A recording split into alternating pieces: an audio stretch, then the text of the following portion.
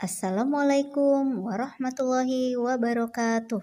Apa kabarnya anak soleh hari ini? Semoga kalian tetap sehat ya dan tetap semangat. Oke, hari ini kita akan belajar tema F, merawat hewan dan tumbuhan. Subtema 2, merawat hewan di sekitarku, pembelajaran yang ke-6. Adapun tujuan pembelajaran kita hari ini, yang pertama kita akan belajar mengelompokkan hal yang boleh dan tidak boleh dilakukan di sekolah. Yang kedua, menyebutkan penggunaan huruf besar. Dan yang terakhir, memilih alat ukur berat yang sesuai. Nah, sebelum kita lanjut ke PB6, sebelumnya kita akan mereview dulu materi yang ada di pembelajaran yang ke-5, yaitu tentang tata tertib. Yang pertama, tata tertib di perpustakaan. Kalian masih ingat ada apa aja tata tertib di perpustakaan? Yang pertama, melapor kepada petugas jika ingin meminjam buku. Yang kedua, mengembalikan buku tepat waktu. 3, tidak merusak buku. 4, tidak membuang sampah sembarangan. Dan yang kelima, tidak gaduh di perpustakaan. Nah, kalian sering ya ke perpustakaan. Nah, Bu Guru yakin kalian sudah melaksanakan tata tertib di perpustakaan seperti yang Bu Guru sebutkan tadi. Berikutnya ada lagi tata tertib di toilet sekolah maksudnya ya. Yang pertama, mengantri ketika ingin menggunakan toilet. Gak boleh rebutan anak soleh ya. Kalau datang duluan, kalian boleh masuk duluan. Kalau datang belakangan berarti kalian tunggu sampai yang di dalam toilet keluar. Tidak boleh diketok-ketok ya. Tunggu saja sampai orangnya keluar. Yang kedua, menyiram toilet setelah digunakan. Nah, jangan lupa nih setelah BAK atau BAB, maka toiletnya harus disiram. Kalau tidak disiram, nanti toiletnya menjadi kotor dan bau. Yang ketiga, membuang sampah di tempat sampah. Yang terakhir, tidak mencoret-coret dinding toilet. Nah, seperti itu tata tertib di dalam perpustakaan dan tata tertib di dalam toilet sekolah. Baiklah anak-anak, sekarang kita belajar pembelajaran yang ke-6 yang ada di halaman 52. Silakan kalian buka bukunya halaman 52. Di situ ada percakapan antara Edo dan Deli. Bu Guru akan membacakannya, kalian simak percakapannya. Deli: Edo, mengapa kamu mencoret-coret dinding? Edo: aku ingin menggambar hewan, Deli. Deli: kalau kamu suka menggambar, berlatihlah menggambar di buku gambar, Edo. Edo: menggambar di dinding lebih seru, Deli. Deli: itu tidak boleh, Edo. Dindingnya nanti jadi kotor. Kamu melanggar tata tertib di sekolah. Edo: kamu benar, Deli. Aku menyesal telah mencoret-coret dinding. Deli: tidak apa-apa, Edo. Jangan diulangi lagi ya. Edo: iya, Deli. Aku akan menghapus coretan ini. Nah, anak soleh, di dalam percakapan tadi ada tata tertib yang dilanggar oleh Edo. Apa ya? Kalian bisa sebutkan tata tertib apa yang dilanggar oleh Edo? Iya, betul. Edo telah mencoret-coret dinding sekolah. Itu nggak boleh anak soleh ya. Nah, ada dinding di kelas atau dinding sekolah di kelas, di dalam kelas maupun di luar kelas, itu harus dijaga kebersihannya. Tidak boleh dicoret-coret. Kalau dicoret-coret nanti lama-lama dindingnya jadi kotor ya. Tidak bagus lagi. Nanti kita kurang nyaman belajarnya kalau sekolah kita dindingnya kotor. Nah, anak soleh, selain mencoret-coret dinding, ada lagi nih perbuatan yang melanggar tata tertib yang lainnya. Contohnya apa ya? Yang pertama, membuang sampah sembarangan. Nah, itu ya, nggak boleh ya. Tapi Bu Guru lihat di anak-anak SD Nurul Ilmi ini, alhamdulillah anaknya tertib-tertib. buang sampah di tong sampah ya. Bu Guru jarang sekali melihat ada anak yang buang sampah sembarangan. Nah, itu dipertahankan ya sikap tertibnya. Yang kedua, perbuatan melanggar tata tertib yang lainnya yaitu mencabut bunga di taman. Nah, bunga di taman seharusnya kita rawat, kita jaga ya. Tidak boleh dicabut. Nanti tanamannya menjadi tidak indah kalau kita cabutin ya. Seperti itu anak soleh, itu contoh perbuatan yang melanggar tata tertib. Sekarang kita beralih ke mengenal penggunaan huruf kapital. Ini sebenarnya sudah dipelajari di semester 1 ya. Kalian pasti masih ingat nih.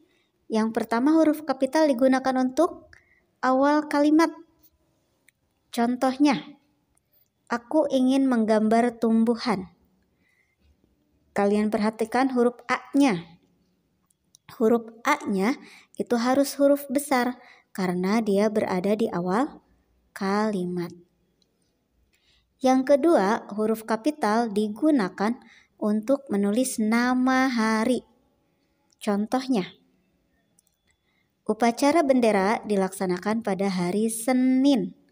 Kalian perhatikan huruf U pada upacara itu ditulis huruf besar karena dia di awal kalimat. Dan huruf S pada hari Senin S-nya itu juga harus ditulis menggunakan huruf kapital karena merupakan nama hari. Oke, yang ketiga, huruf kapital digunakan untuk menulis nama bulan. Contoh, ibu lahir pada bulan Maret. Kalian perhatikan huruf I pada kata ibu. I-nya itu huruf besar karena awal kalimat. Dan huruf M pada kata Maret itu juga ditulis menggunakan huruf kapital atau huruf besar karena merupakan nama bulan. Yang keempat, huruf kapital digunakan atau huruf besar digunakan untuk menulis nama orang. Contoh, Nina dan Deli belajar bersama. Kalian perhatikan huruf N dan huruf D. Nina, Deli, huruf N dan huruf D-nya ditulis menggunakan huruf besar karena merupakan nama orang. Maka harus ditulis menggunakan huruf kapital. Itu ya Bu Guru, yakinlah kalian masih ingat ya. Itu sudah kita pelajari di semester sebelumnya. Oke anak-anak soleh, selanjutnya timbangan ya. Kita beralih ke pengukuran. Nah, macam-macam timbangan. Ini juga sudah kalian pelajari di pembelajaran sebelumnya. Nah, kalian tahu ya bentuk timbangan itu ada macam-macam. Nah, yang pertama itu ada timbangan duduk. Timbangan duduk ini memiliki anak timbangan. Anak timbangan ini beda-beda. Ada yang ditulis 1 kilo, ada yang 500 gram, ada yang 250 gram, ada juga yang 100 gram. Atau 100 gram itu berarti 1 ons. Nah, timbangan duduk ini bisa menimbang sampai 15 kilo. Nah, benda-benda yang biasa ditimbang itu benda-benda yang berat ya. Misalnya beras, telur, terigu, minyak, gula ya. Itu biasa ditimbang di timbangan duduk. Jenis timbangan yang kedua itu ada timbangan dapur. Ini biasa digunakan oleh ibu-ibu jika ingin membuat kue ya. Nah, satuan pada timbangan dapur ini biasanya satuannya gram. Di situ ada tulisan 100 sampai 3000 gram. Artinya timbangan kalau sampai 3000 gram berarti timbangan tersebut bisa menimbang sampai 3 kilogram. Itu ya. Nah, yang terakhir ada timbangan digital. Ini bisa kalian temuin dengan mudah ya. Biasanya di tukang buah bisa. Ada lagi di minimarket biasanya ada yang menggunakan timbangan digital. Kalau timbangan digital ini dia tidak memiliki jarum. Nah, begitu kita meletakkan suatu benda di atasnya, maka itu akan muncul angka. Di depannya itu biasanya muncul angka. Kalau muncul angka 2 berarti berat benda tersebut adalah 2 kilo. Kalau muncul angka 3 berarti benda tersebut beratnya adalah 3 kilo. Tinggal kalian lihat di depan timbangan digital itu munculnya angka berapa. Nah, anak soleh, Bu Guru ingatkan lagi untuk satuan berat. Yang harus kalian ingat, pertama ada kilogram. Yang kedua ada gram. Ada lagi ons. Ons itu disebut juga hektogram, nama lainnya. Tapi kalau hektogram itu kurang terkenal ya. Yang terkenal dalam kehidupan sehari-hari itu biasanya ons. Ons itu atau hektogram. 3 dulu yang kalian ketahui ya. Ada gram, kilogram, dan ons atau hektogram. Kilogram biasanya itu digunakan untuk benda-benda yang berat. Misalnya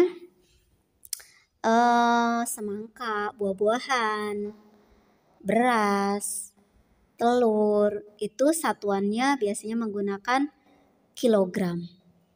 Kalau benda-benda yang ringan itu biasanya menggunakan gram ya. Contohnya apa? Misalnya keripik yang ringan-ringan ya. Itu biasanya makanan ringan. Nah, itu biasanya menggunakan satuannya gram.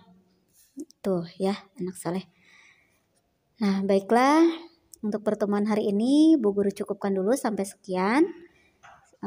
Mudah-mudahan kalian paham ya. Jika tidak paham, kalian bisa dilihat lagi videonya berulang-ulang sampai kalian paham.